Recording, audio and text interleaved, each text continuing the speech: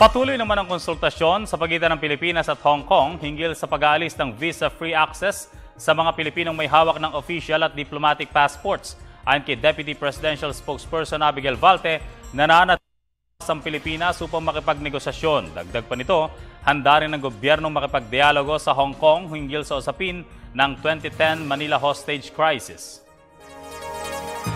Na ipahayag na ho ng buo at ng buo nung Department of Foreign Affairs yung position natin on the recent developments. While we've continued to express our regret at the incident, and we've also taken steps to improve what we've seen, katulad nung sa tourist police, etc. We've continued to keep our lines open to show the developments that we've had.